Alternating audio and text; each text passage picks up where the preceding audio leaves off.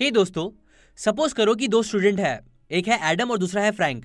Now Adam जो है वो एक ए स्टूडेंट है, एक स्कॉलर है जो हमेशा अपने मेमोरी के भरोसे रहता है। हर आंसर, हर सोल्यूशन को एकदम अच्छे से मेमोराइज करता है, गलतियां ना के बराबर करता है, इसलिए टीचर्स को भी वो बहुत पसंद आता है। जबकि दूसरी तरफ फ्रैंक मेमोराइज करने में थोड़ा स्ट्रगल करता है, बट वो क्वेश्चंस और उनके आंसर्स के बेसिक्स एकदम अच्छे से समझता है। वो कई सारे मिस्टेक्स हमेशा करते रहता है, लेकिन अपने मिस्टेक्स से सीखता है और क्वेश्चंस भी हमेशा पूछता रहता है। ना देखो, भले ही एडम स्कूल में तो एक सक्सेसफुल स्टूडेंट कहलाया जाएगा, पर यूजुअली ऑथर बोलते हैं कि लाइफ के चैलेंजेस फेस करके आगे बढ़ने में फ्रैंक ज्यादा सक्सेसफुल होगा।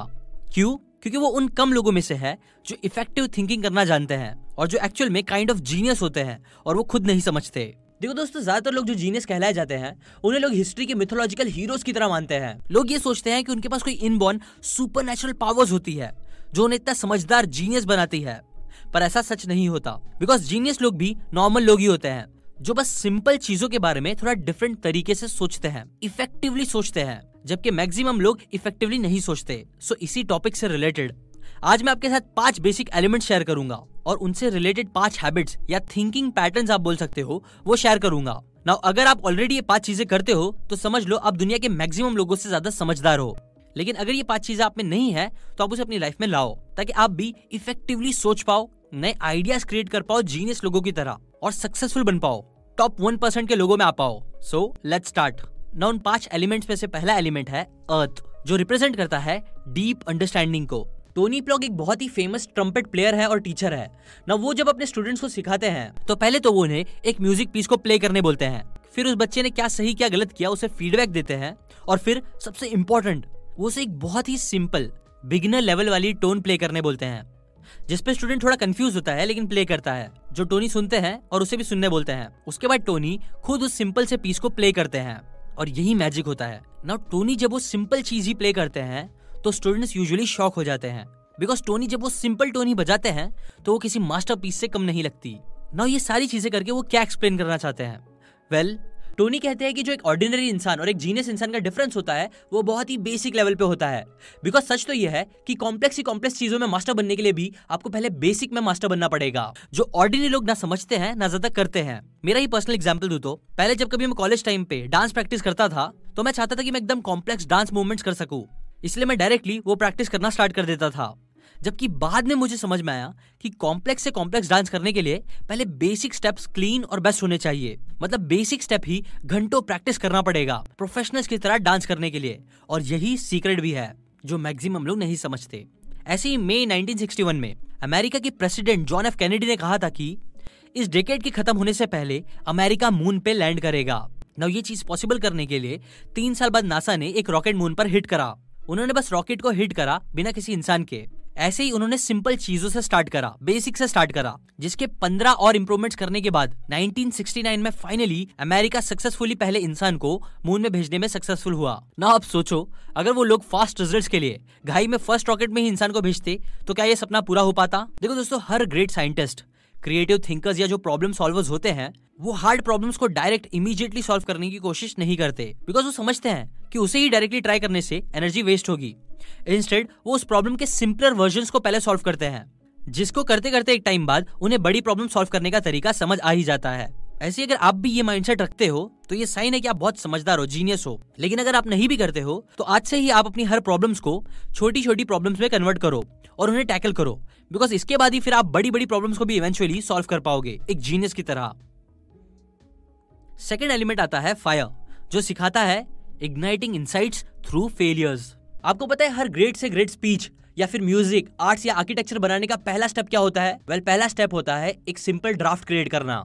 एग्जाम्पल, जब अमेरिका वर्ल्ड वॉर 2 में एंटर कर रहा था तब उनके प्रेसिडेंट फ्रैंकलिन डी रूजवेल्ट ने एक बहुत ही पावरफुल और इंपॉर्टेंट स्पीच दी थी। उनकी स्पीच की पहली लाइन इतनी पावरफुल थी कि लोगों को वो आज भी याद है। बहुत कमाल की थी वो स्पीच। पर इसके पीछे की बात तो ये है कि उनकी जो स्पीच थी, या मैं बोलूं उनकी स्पीच का जो पहला ड्राफ्ट था, वो जरा भी खास नहीं था, वो एकदम एवरेज था।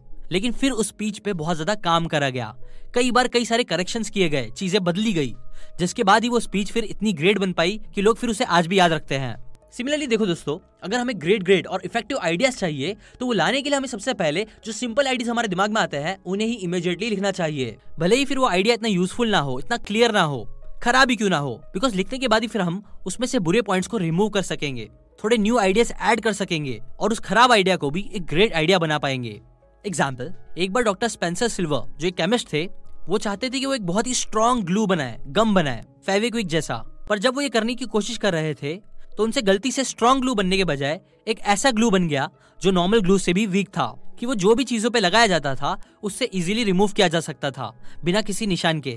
नाउ जब उन्हें ये रिजल्ट मिला था तब उन्हें ये काइंड ऑफ अ फेलियर लग रहा था। बट फिर अराउंड 5 साल बाद जब स्पेंसर के कलीग बुकमार्क करने के लिए किसी ऐसी ग्लू की तलाश कर रहे थे जिससे पेजेस डैमेज ना हो, तब ये देखकर स्पेंसर को उनके उस कमजोर ग्लू की याद आई और बस फिर वहीं से हिस्ट्री क्रिएट हो गई।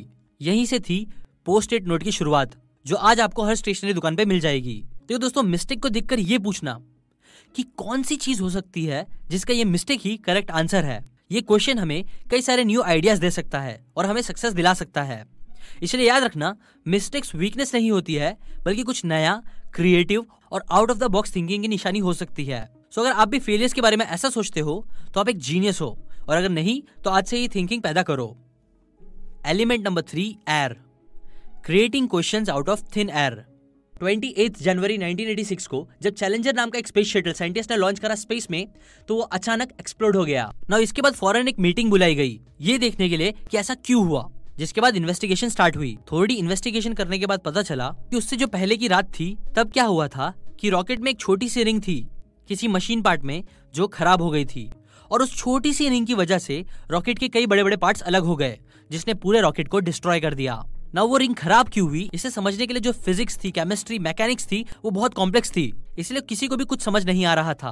पर फिर रिचर्ड फाइनमैन, जिन्हें पूरी दुनिया का एक बहुत ग्रेट फिजिसिस्ट माना जाता है, उन्होंने इसके सोल्यूशन के लिए सोचा कि वो सबसे बेसिक, इवन स्टूपिड क्वेश्चन क्या पूछ सकते हैं इस प्रॉब्लम के सोल्यूशन के लिए। जो सोचने पर उन्हें याद आया कि रॉकेट लॉन्च के एक रात पहले ठंडी बहुत ज्यादा पड़ी थी, तो उन्होंने अपने आप से पूछा कि कहीं उसी वजह से तो कुछ नहीं हुआ। और इसी क्वेश्चन के आंसर के लिए फिर उन्होंने सबको बोला कि क्यों ना हम इस रिंग को कूल करके इसकी मजबूती चेक करें। फिर टीवी पर लाइव ब्रॉडकास्ट करते हुए उन्होंने उस रिंग को ठंडे पानी के ग्लास में डाला और कुछ देर बाद निकाला और उसे चेक किया। सरप्राइजिंगली करने की वजह से वो रिंग कमजोर हो चुकी थी और इजीली टूट भी गई, और इसी तरह से उन्होंने एक बहुत ही कॉम्प्लेक्स मिस्ट्री को सॉल्व कर दिया। देखो दोस्तों, जहां बाकी सारे साइंटिस्ट कॉम्प्लेक्स कैलकुलेशंस के पीछे भाग रहे थे, कॉम्प्लेक्स आंसर्स के पीछे भाग रहे थे, वहीं फेमन ने क्या किया कि उन्होंने एक सिंपल सा क्वेश्चन लिया जिसका आंसर उन्हें नहीं पता था और उसे ही सर्च करने की कोशिश करी। और यही स्पेशल बात थी।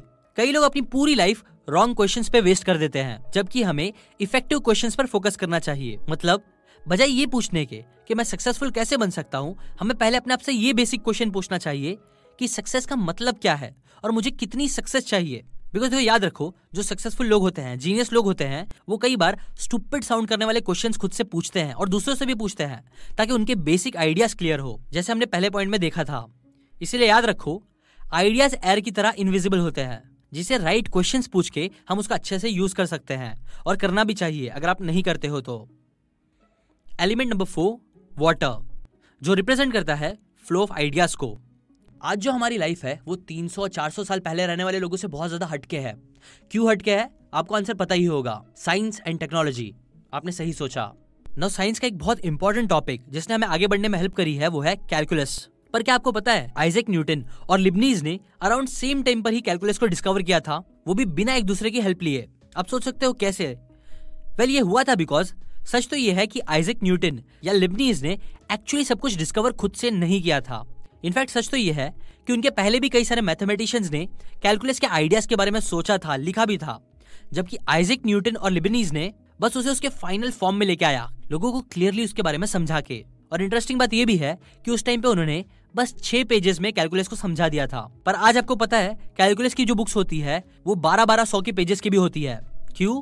बिकॉज जब कैलकुलस डिस्कवर हुआ था तो उसका एप्लीकेशन बस कुछ चीजों के हिसाब से किया जा रहा था, बट आज calculus motion of planets, motion of fluids, electricity, even biology और इकोनॉमिक्स में भी यूज किया जाता है। मतलब कई सारी चीजों के लिए यूज किया जाता है, पर जो उनका कोर आइडियाज है वो आज भी वही है। और यही समझने वाली बात भी है। दोस्तों, ऐसी हर जीनियस इंसान, फॉर एग्जाम्पल थॉमस एडिसन भी क्या करते थे कि वो कई सारे ओल्ड आइडियाज का यूज करके अपने न्यू आइडियाज उससे बिल्ड करते थे और कुछ नया क्रिएट करते थे, बजाय कि हमेशा खुद से ही जीरो से स्टार्ट करने के, जो आपको भी करना चाहिए। अगर आप करते हो तो बहुत अच्छी बात है, बट नहीं करते हो तो आज से स्टार्ट कर दो। आप भी अपने बेसिक आइडियाज को स्ट्रॉन्ग करो अर्थ एलिमेंट का यूज करके। आप क्वेश्चन करो कि क्या क्या वेरिएशंस किए जा सकते हैं उस आइडिया में, और वो आइडिया किस किस और तरीके से कंप्लीटली डिफरेंट चीजों में यूज किया जा सकता है, क्योंकि कई बार बहुत सी चीजें बहुत इंटरकनेक्टेड होती है जो हम नहीं समझते। इनफैक्ट ऑथर बोलते हैं कि 99.99% ऑफ न्यू आइडियाज जो होते हैं वो सिर्फ थोड़े वेरिएशन होते हैं किसी पुराने आइडिया के। जैसे पानी फ्लो करता है वैसे ही आइडियाज भी कॉन्स्टेंटली फ्लो करते रहते हैं, चेंज होते रहते हैं, अपनी डायरेक्शन बदलते हैं, और इसी फ्लो का यूज करके आपको भी अपनी थिंकिंग को स्ट्रांग बनाना चाहिए, अगर आप अभी तक नहीं बनाते हो तो। लास्ट एलिमेंट, तो क्विंटेसेंशियल एलिमेंट, चेंज। ये एलिमेंट सारे एलिमेंट्स को बांध के रखता है, जो है चेंज। एक बार आइंस्टाइन और उनका असिस्टेंट एक प्रॉब्लम का सोल्यूशन ढूंढने की कोशिश कर रहे थे। सोल्यूशन उनके हिसाब से था जो वो कई महीनों से कर रहे थे, बट आंसर नहीं मिल रहा था।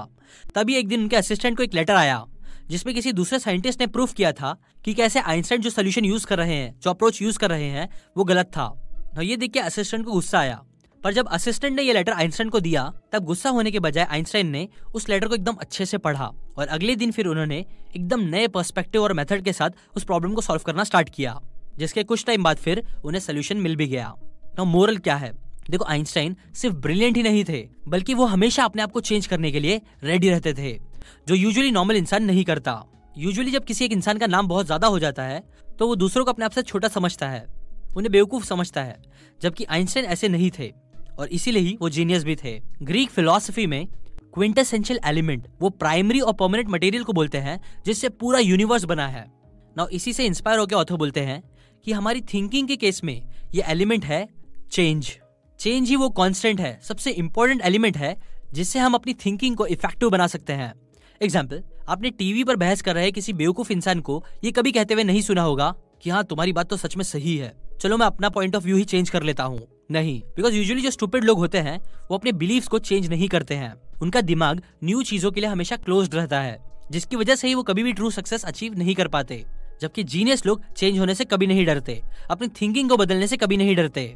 वो समझते हैं कि वो हमेशा राइट नहीं हो सकते और होने भी नहीं चाहिए। इसलिए लास्ट साइन और लास्ट पॉइंट जो आपको जीनियस बनने में हेल्प करेगा वो है ऑलवेज एक्सेप्टिंग चेंज, जो अगर आप अभी करते हो तो बहुत अच्छी बात है, बट नहीं करते हो तो करना स्टार्ट कर दो। तो ये सारी बातें मैंने आपको the 5 element of effective thinking इस बुक से बताई है, जो कि काफी अच्छी बुक है, आपको चेकआउट करनी चाहिए। नाउ टू एंड, अगर आपको ये वीडियो की बातें जरा भी काम की लगी है तो लाइक करके अपना सपोर्ट जरूर दिखाएं। कमेंट करके बताएं कि इन 5 थिंकिंग में से आपके अंदर कौन सी वाली थिंकिंग है। शेयर करें इस वीडियो को व्हाट्सएप पे अपने सभी दोस्तों और फैमिली मेंबर्स के साथ। और सबसे मेन, अगर आपने सब्सक्राइब करके बेल आइकन अभी तक नहीं दबाया है तो वो प्लीज दबा दीजिए हमारे मिशन का पार्ट बनने के लिए। नाउ अभी के लिए इतना ही। Thanks for watching.